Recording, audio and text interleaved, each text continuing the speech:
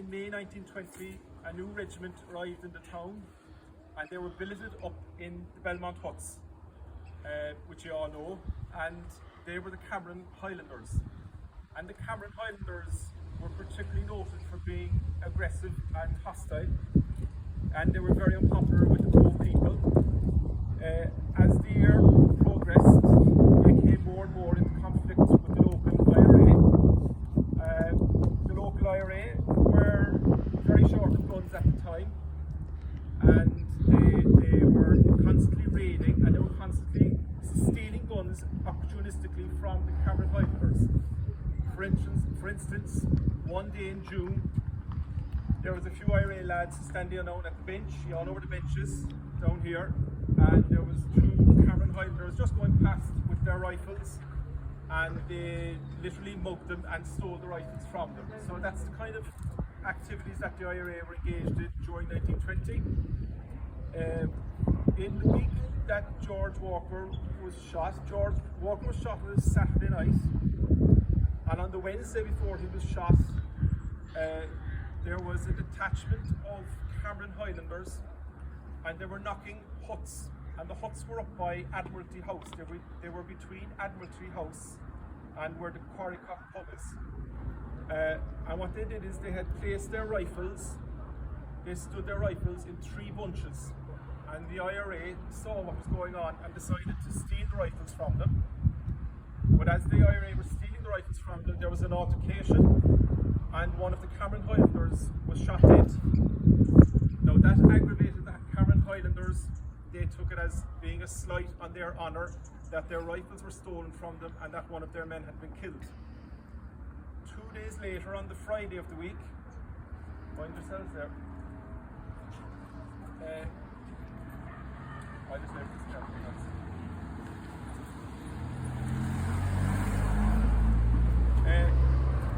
2 days later, on the Friday of that week, the IRA ambushed the British Army up towards Middleton, and they killed one of their men up there. The Cameron Highlanders considered that the men of that ambush were mostly from Cove.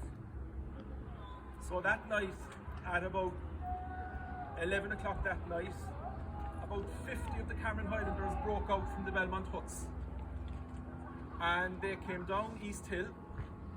They were heavily armed, and they brought with them also trenching tools. And they smashed every window on the way down East Hill. And at the bottom of East Hill, there was a family there called the Bransfields, and they had a light on. And they fired through the sitting room window, and the bullet just went past a young child in the house. And that lady was a May Mullen, who lived up in Assumption Place later on. Do you know that? I don't know her personally now, but she lived up there. She was almost killed by that bullet that night. They then continued down Harbour Row, and they broke every window basically from Belmont Huts right down to Westbourne Place. And they also had blast bombs, and they were throwing in blast bombs. So they were stamping their authority on the town, and they were saying, we won't tolerate IRA attacks on us anymore. And if they attack us, there'll be reprisals. The following night was the Friday night when George Walker was killed. And I want you to imagine just for a minute what this area was like at the time. It was very different from what it is today. In the Holy Ground today, there's probably only about 100, 150 people living here. But in 1920, there was between 500 and 600 people living there.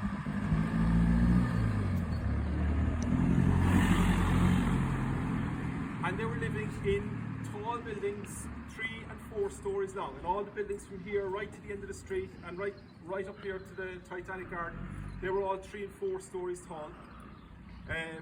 So it was a very populous area. It was a very impoverished area as well. Lots of big families and lots of unemployment. I was reading about the other night, there were only 2 taps in the whole area. There was a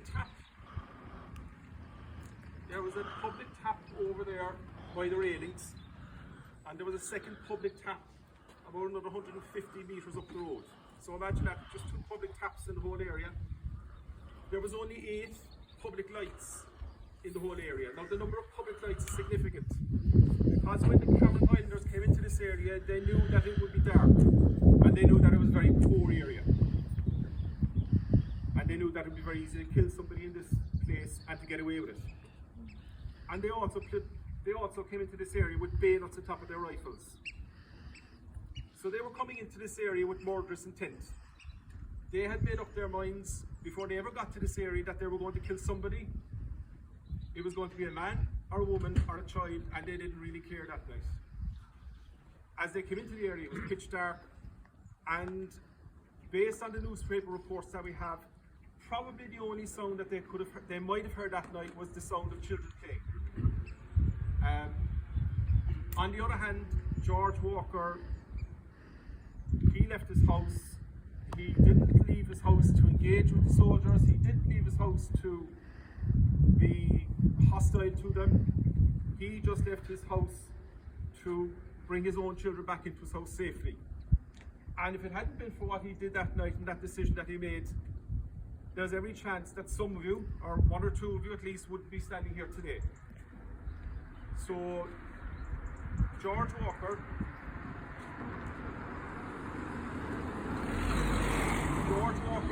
and what he did that night, I think it makes him a hero, whereas the Cameron Highlanders were just scurrilous cowards, basically. I think that this year will be an opportune time for Cork County Council to put up a plaque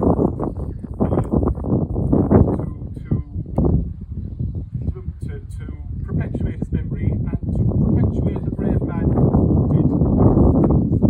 Now, Dave is going to give you, so Dave, I think I'll leave it at that. Thanks. 4 pages to read here now, so we should be done in 5 minutes. It's about the incident itself. So Saturday the 29th of August 1920, George Walker was shot and bayoneted under the pretense that when challenged by 3 Cameron Highland soldiers, he refused to stop. This has never sat well with me, his family, and public opinion at the time, and even to this day there are a lot of questions that can never be answered. Friday August 28th,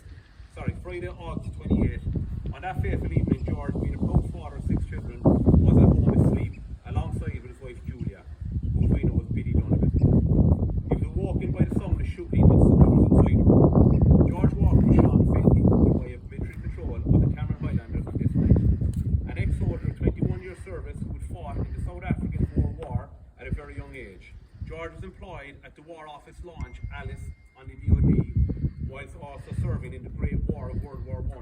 George was wounded twice and almost crippled and had to carry a stick to assist him in walking. During the confrontation with the soldiers, he was called upon to put up his hands by the patrol, and failing to obey promptly enough was fired at. He died the next day from bullet and bayonet wounds at Cove Military Hospital after receiving the last sacraments. A native of Liverpool, he left behind a wife and 6 children, all under the age of 11. At the subsequent coroner's inquest, Julia Walker explained that she had heard shooting outside her house on Saturday night and had heard the soldiers coming along. She had woken her husband and sent him to fetch one of their boys who was at his grandmother's house a short distance away. So that's what I'm saying. The route we're thinking was George came from his house up there down the steps to go to his in-law's house. The soldiers were coming this way and the confrontation happened here. Julia had intended to go herself, but before leaving, George said he would hands up if the military halted him, because he being military and knowing their ways would know what to do. Julia thus thought that this would have taken her unawares. When George was shot, he was a short distance away from her at the end of the steps here. So obviously Julia was up here. Though she could not see or hear the soldiers from where she stood, she did hear George after 2 shots were fired at him. George Walker was mortally wounded shortly before 11 p.m. on Saturday night and died at 20 to 4 Sunday morning from bullet wounds to the stomach and the hip. The jury on that coroner's inquest found that George died from shot wounds inflicted by the Cameron Highlanders, was declared had the night before wrecked the town. They added that there was no evidence of provocation and commended Julia and family to the consideration of the military authorities. The jury complained of the absence of military at the inquest. This is a big thing for me because further on you'll understand why I have an issue with this. Part of the context for her death was George Walker killing her private Guards Hall by the IRA on the 27th, the night beforehand, which had prompted the riot. A riot bitterly noted by the coroner's jury in the case of George Walker's death. The jury, which was summoned by police, was made up of some of the most prominent big public businessmen of the town. The principal witness in the case was a labourer known as John Hanlon. He said that on Saturday night he was on the steps leading down from the Mall from Cotterell's Road. He heard 2 shots fired by the Cameron Highlanders. Walker was hardly 2 yards from him at the time. He heard a fumbling or clashing noise as if with bayonets a couple of seconds later after the shots. He also heard one of the soldiers say to another, "Hold my rifle while I pick him up." Other witnesses say they heard soldiers about 25 yards away call, "Put your hands up." These people were on the steps doing nothing at the time to cause any trouble, as they were merely standing quietly. The soldiers could not see the witnesses and those with him, as they were in the shade of some trees. They were not challenged. The witness believed that it was only one single soldier who fired both shots. In his opinion, George Walker was of sound hearing. The foreman of the jury read the following verdict. The deceased George Walker died at the military hospital on 29 from shot and bullet wounds inflicted by sections of the Cameron Highlanders, who wrecked the town with extreme and brutal violence. The danger of this disaster was forecast in the resolution presented to the Admiral. George Walker was 36 years of age. There was a general fear of further reprisals in the wake of the rampage by the troops and the murder of George Walker. On the evening after the shooting, a large group had gathered at King Square, which is Pearse Square by the library by the Arch, to pray for the repose of George Walker's soul and the release of Terence McSweeney, who was on hunger strike in Brixton in England. Suddenly a large number of armed Cameron Highlanders were spotted coming down the road from under the arch. Though some of the rank and file of may have been released criminals from British prisons and were unleashed on the Irish public, the regular British Army also had the occasional criminal and black and tan within its ranks. Under fierce panic, the crowd dispersed, causing a large jam at the bottom of the steps leading up to the present, where some young girls were trapped very poorly. The calm was finally restored with the Highlanders passing without firing. On a personal note for me, I personally feel that there was an awful lot of unanswered questions that we will never know, and even though they say it was the Cameron Highlanders who shot George Walker, I don't believe this, as even the most battle-hardened soldier does not murder without provocation. My thoughts are that there was black and tans mixed in with the Cameron Highlanders because they were brought in to riot and cause havoc after the murder of the army private on the night beforehand. This is why there was no military present at the inquest, and also why there was no shooting the following night in the square, as that incident passed peacefully because the black and tans had been ushered out of town with the command of the Highlanders. On that note, on the 2nd of September, 4 days later, the captain of the Cameron Highlanders was approached by 3 RIC English police officers who tried to arrest him on East Hill. While pointing their revolvers at him, a number of soldiers from the Belmont Hutmans arrived and ordered the police to surrender their weapons. One such policeman was reluctant to do so, but under severe pressure, the guns being pointed at him, the police themselves were placed under military arrest and escorted to the barracks. No follow-up report on the incident was ever reported. Biddy must have had a horrific time afterwards, as she would have passed these soldiers every day knowing what they did. She also would have had the stigma of being the woman whose husband had been murdered. Also, this was at a time when there was little or no education, so there was a good chance she couldn't read or write. There was no father to turn to, as she herself was raised without a father, and the only man in her life was gone. And she had 6 children to raise with no help or financial stability. Times were very bad for her, and life was cruel at the time.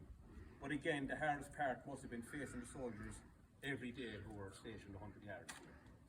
So lads.